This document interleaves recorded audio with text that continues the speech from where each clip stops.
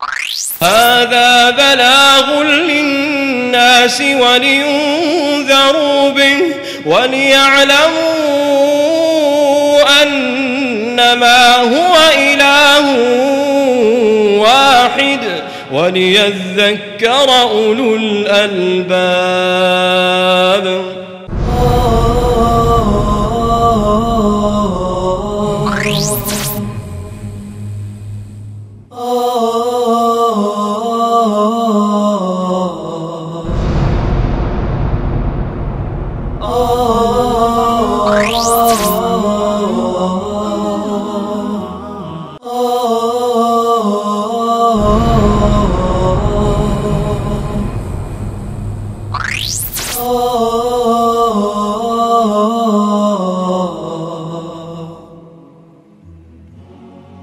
ولا یاتلی اولو الفضل منکم والسعہ، اور جو لوگ تم میں سے صاحب فضل اور صاحب وسعت ہیں وہ قسم نہ کھائیں اس کی ان یؤتوا اولی القربی والمساکین، کہ وہ نہیں دیں گے قرابت داروں اور مسکینوں کو، والمہاجرین اور مہاجرین کو فی سبیل اللہ، اللہ کے راستے میں، ولیعفوا ولیصفحوا، اور چاہیے کہ وہ معاف کریں اور درگزر کریں.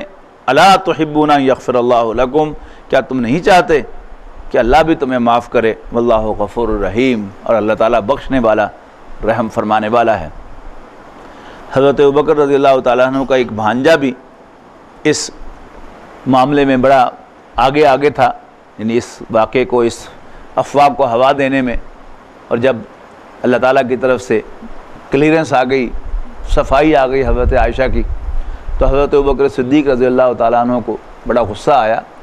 حضرت ابوبکر کے اس پر بہت احسانات تھے، بہت پیٹرنائز کیا تھا انہوں نے اس کو، تو انہوں نے قسم کھا لی کہ آئندہ میں تمہاری کوئی مدد نہیں کروں گا. جس طرح ہم لوگ یہ کہتے ہیں نا کہ میں فلانا جے تیرا مڑ کے کوئی کم کر جوانا، اس طرح کی کوئی بات ہے، وہ فطری طور پر زبان بھی آتی ہے. لیکن جن لوگوں کی اللہ کے ہاں اونچی قدر و منزلت ہوتی ہے، اللہ تعالیٰ ان کو 100 سے 99.9 پر بھی دیکھنا نہیں چاہتا. حضرت ابوبکر رضی اللہ تعالیٰ عنہ کا چونکہ اللہ کے ہاں بہت اونچا مقام ہے، لہٰذا ان کی یہ بات بھی اللہ تعالیٰ کو پسند نہیں آئی، اور واضح طور پر قرآن مجید میں اعلان کیا کہ جو صاحب فضل ہیں، جن پر اللہ کی عنایات ہیں، انہیں یہ زیب نہیں دیتا. مطلب کیا ہے کہ وہ اپنی اس قسم کا کفارہ ادا کریں. اور آخر میں جو بات کہی ہے وہ تو بہت ہی ہلا دینے والی ہے کہ انسان دوسروں کی غلطی پر بعض اوقات بڑا ایڈمنٹ ہو جاتا ہے کہ نہیں یہ انفرگیویبل ہے، اس پر معافی نہیں ہو سکتی، یہ بلنڈر ہے، یہ بہت بڑا گھناؤنا جرم ہے، فلاں ہے فلاں ہے فلاں ہے. کہا گیا کہ چاہیے کہ وہ بھی دوسروں کو معاف کریں اور ان سے درگزر کریں، چشم پوشی کریں. الا تحبون، کیا تم یہ نہیں چاہتے کہ اللہ بھی تمہیں معاف کرے؟ واللہ غفور الرحیم، اور اللہ تعالیٰ بخشنے والا رحم فرمانے والا ہے. کہ وہی شخص کہ جو دوسروں کے لیے اتنا سخت ہو جاتا ہے، جب نماز کے بعد وہ ہاتھ اٹھاتا ہے تو کہتا ہے یا اللہ مجھے معاف کر دے. اور یہی معاملہ جو ہے وہ ہمارا مانگنے والوں کے سلسلے میں ہے. قرآن مجید میں سائل کا حق ریکگنائز کیا گیا ہے کہ فی اموالہم حق للسائل والمحروم، ان کے مالوں میں مانگنے والے کا اور تنگ دست کا، محروم کا حق ہے. لیکن ہمیں یہ بات اچھی نہیں لگتی. ہم کہتے ہیں کہ نہیں جو تنگ دست ہو، محروم ہو، ہیو ناٹ ہو، اس کا تو حق ہے. لیکن یہ جو سائل ناحق مانگتے پھرتے ہیں، ان کا کوئی حق نہیں ہے. یعنی جو الحق ہے، رب العالمین ہے، وہ کہتا ہے ان کا حق ہے، لیکن ہم کہتے ہیں کہ ان کا حق نہیں ہے. پہلی بات تو یہ ہے کہ بہت بڑا آفینس ہے کہ اس ذات برحق کو فیصلہ کرنے والا نہ ماننا اور اس کے فیصلے کو تسلیم نہ کرنا. اور وہاں بھی کیا ہے کہ ہم انہیں ناحق قرار دیتے ہیں اور خود اللہ سے بخشش مانگتے ہیں، اور اگر اللہ بھی جواب میں یہ کہے کہ تم حقدار نہیں ہو تو پھر where would we stand؟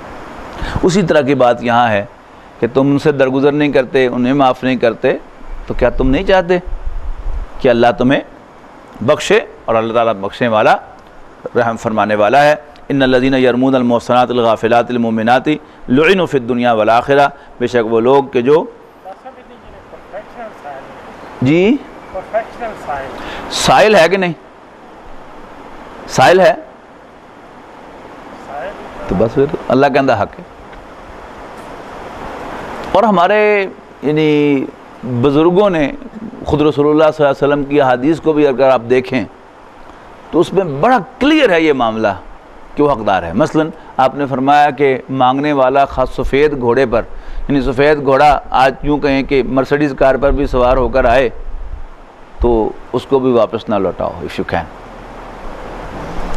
پھر یعنی مولانا شمس الرحمان افغانی وہ واقعہ سنایا کرتے تھے کسی بزرگ کا کہ کوئی آیا مانگنے والا، اس نے کہا کہ جی میں بھوکا ہوں، مجھے کھانے کے لیے کچھ دیں، تو اس بھلے وقت میں انہوں نے اس کو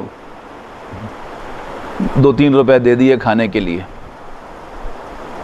تو جب وہ چلا گیا تو اس کے شاگردوں نے کہا کہ جی یہ تو پروفیشنل بیگر ہے، اور یہ تو جا کر گھنٹہ گھر جا کے جہانگیر مرغ پلاؤ کھاتا ہے، تو آپ نے اسے بھی پیسے دے دیے۔ نے کہا اچھا بلاؤ اس کو واپس۔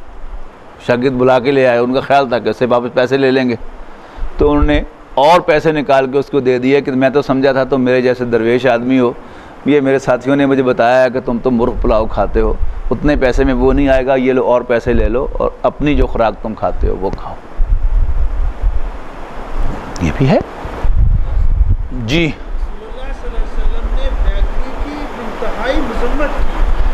وین ان پار، اگر آپ ان پار ہیں اور آپ کے ذمے ہے انتظام، تو وہ انتظام کرنا آپ کے ذمے ہے، لیکن قرآن مجید کہہ رہا ہے کہ مانگنے والے کا حق ہے اور محروم کا حق ہے، تو یہ واو جو ہے اس کو آپ کیا واو عطف قرار دیتے ہیں یا واو تفسیری قرار دیتے ہیں؟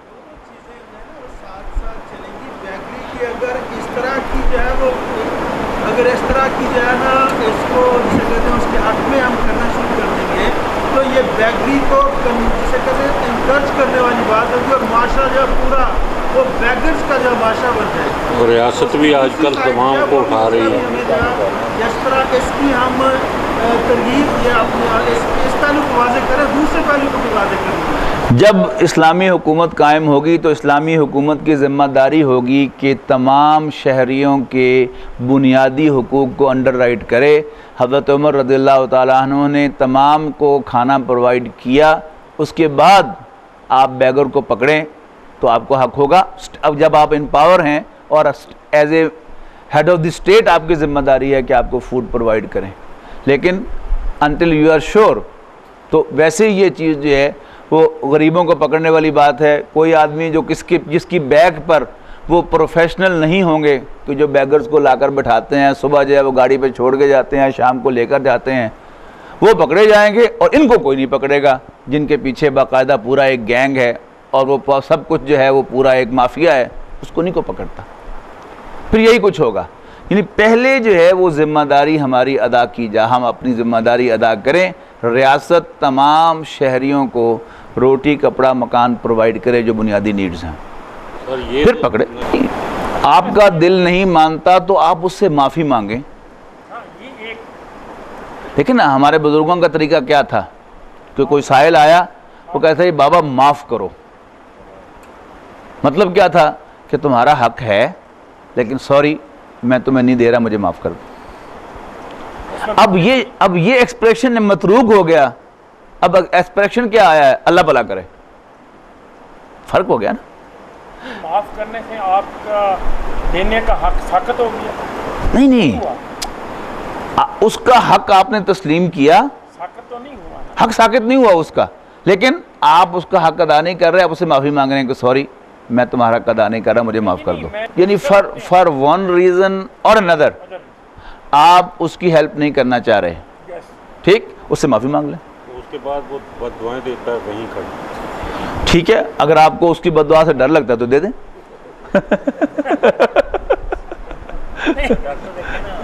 بد دعا کا ڈر ہے، سائل کا ڈر نہیں ہے۔ اصل بات کیا ہے؟ موٹی سی بات ہے، وہ دینا نہ دینا وہ بات کی بات ہے. جو بیسک پوائنٹ ہے وہ ہے کہ وہ حقدار ہیں کہ نہیں ہیں. اور بات جس سے چلی تھی وہ کیا ہے کہ قیامت کے دن میں اللہ سے سوال کروں گا، یعنی with all my bad deeds, کہ یا اللہ میں نے معاف کر دے. کیا میں ڈیزرونگ کینڈیڈیٹ ہوں گا معافی کا؟ یہ بتا دیں مجھے. میں اللہ سے قیامت کے دن گناہوں کی معافی کی درخواست کروں گا، کیا میں جینوئن کینڈیڈیٹ ہوں گا معافی کا یا نہیں؟ میرے 1 سال کا جواب دے دیں. Certainly not. یہی بات یہاں پر کہی جا رہی ہے. اسی طرح مانگنے والا وی آر مور دین 100% شور کہ وہ جینوئن نہیں ہے، لیکن چونکہ سائل ہے اور اللہ سائل کا حق مانگ رہا ہے، تسلیم کر رہا ہے، اگر میں اللہ کا وفادار ہوں تو میں بھی اس کا حق مان لوں. میرا بیسک نقطہ یہ ہے کہ قیامت کے دن میں ان جینوئن لیجیٹیمیٹ سائل ہوں گا مغفرت کا. ٹھیک؟ تو کیا اللہ کو مجھے یہی جواب دینا چاہیے کہ دفع ہو جاؤ، یا اسے مجھے معافی دے دینی چاہیے؟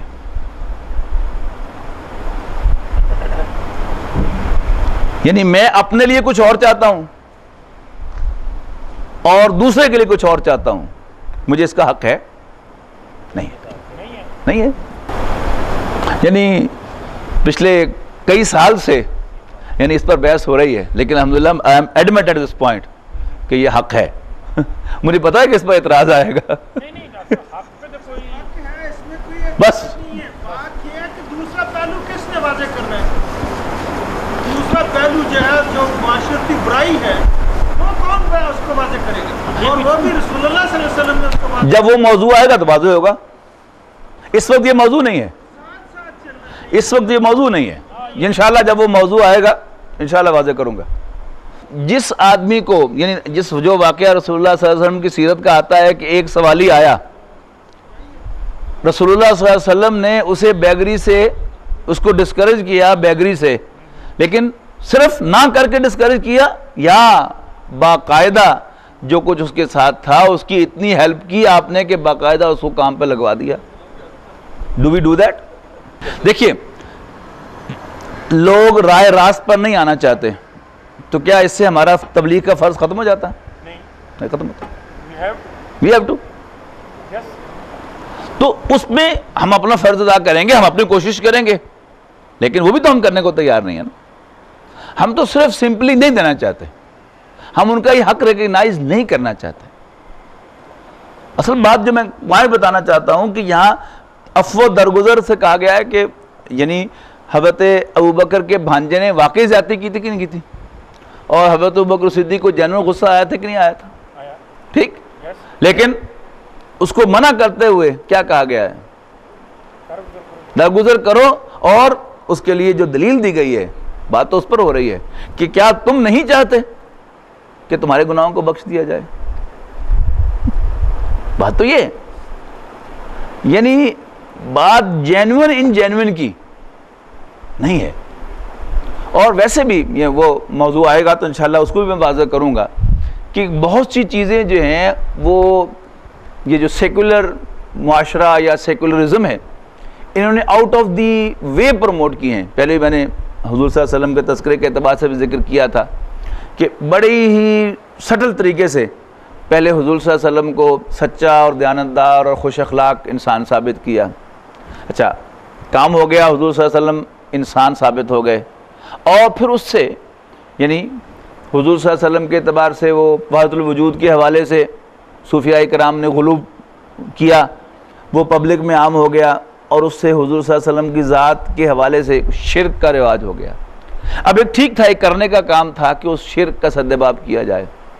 اب اس کے لیے باقاعدہ کچھ لوگ لنگر لگوٹا کس کے میدان میں آ گئے کہ ان کی بات، کوئی بھی تقریر، کوئی بھی خطاب، کوئی بھی واعظ وہ مکمل نہ ہو جب تک وہ حضور صلی اللہ علیہ وسلم کی بشریت کا ذکر نہ کر لیں. وہ کتنے ہی نیک نیت کیوں نہ ہوں، لیکن اس کا رزلٹ کیا نکلا؟ سلمان تاثیر پیدا ہوئے اور اس ملک کا ہر بدماش دانشور جو ہے اس کو کوئی پوچھنے والا نہ رہا کہ جس نے کالم میں اور ریڈیو پر اور ٹی وی پر جو ہے وہ قانون ناموس رسالت کے قانون کی جو ہے دھجیاں بکھیری اور اس کو کنڈیم کیا، اس کو اپوز کیا، پتہ ہی نہیں چلا کسی کو، یعنی کہ کہاں سے وہ کہانی چلی تھی۔ یعنی جب اگر حضور صلی اللہ علیہ وسلم ایٹ پار ود ادرز ہیں تو پھر عدل و انصاف کا تقاضا کیا ہے کہ ان پر بھی تنقید ہونی چاہیے۔ اب وہ عدل و انصاف جو ہے جب بڑھاتے بڑھاتے آپ اس کو ایبسولوٹائز کریں گے تو پھر تو سارے اس کے اندر آئیں گے۔ حالانکہ یہ چیزیں اس طرح کی نہیں ہیں، یعنی عدل و انصاف ہے لیکن میں اللہ سے عدل و انصاف نہیں چاہتا، اگرچہ میری ذمہ داری ہے کہ میں اس زمین پر عدل قائم کروں، حضور صلی اللہ علیہ وسلم کے امتی ہونے کے حیثیت سے میرا فرض ہے کہ میں اقامت دین کروں، اس دین زمین پر اللہ کے دین کو قائم کروں، جس کا نتیجہ کیا نکلا ہوگا، کیا نکلے گا؟ امرت لأعدل بینکم، مجھے حکم ملا کہ میں تمہارے درمیان عدل کروں۔ لیکن یہ عدل جو ہے یہ ایبسولوٹ نہیں ہے، اللہ تعالیٰ سے میں عدل کا تقاضا نہیں کر سکتا، اس نے میری ذمہ داری لگائی کہ میں عدل کروں، لیکن اللہ تعالیٰ پر عدل کرنا لازم نہیں ہے۔ اگر کرے گا تو پھر ہمیں سے کوئی جو ہے وہ جہنم سے باہر نہیں آ سکتا۔ جب حضور صلی اللہ علیہ وسلم نے یہ فرما دیا کہ کوئی جب تک اللہ تعالیٰ کی رحمت شامل حال نہیں ہوگی وہ جنت میں نہیں جا سکتا، تو صحابی نے پوچھ لیا کہ اینڈ یو ٹو، آپ بھی؟ میں نے کہا ہاں، میں بھی اللہ سے دن میں 70 دفعہ استغفار کرتا ہوں، بخشش مانگتا ہوں۔ تو آخرت کی کامیابی جو ہے یعنی اسی کا ہے نا اثر ہے کہ ایک فیلنگ جو ماڈرن ٹرینڈ ہے، یعنی اسلام کی پریزنٹیشن کا یا ہمارے جو جدید ٹی وی پر آنے والے مفکرین ہیں اور عام جو نئے نئے میرے جیسے مدرسین آئے ہیں کہ ہمارا روایتی مدرس ہے وہ اور ہے، ایک ہے میرے جیسے جس کو 4 لفظ عربی کے آ گئے ہیں وہ مدرس بن کے بیٹھ گیا ہے، وہ ایسی پکچر دیتا ہے کہ قیامت کے دن جو ہے وہ میری جو اعمال نامہ ہے وہ ایسے کمپیوٹر میں فیڈ کیا جائے گا اور رزلٹ ڈسپلے ہو جائے گا کہ پاس یا فیل، حالانکہ ایسا نہیں ہے۔ کمپیوٹر میں جائے گا وہ نیک اعمال برے اعمال وزن اعمال ہوگا، لیکن فائنل رزلٹ ڈیپینڈ کرے گا اللہ تعالیٰ کے فیصلے پر۔ جس کی فائل پر اللہ تعالیٰ فارگیون لکھ دے گا وہ کامیاب ہو جائے گا۔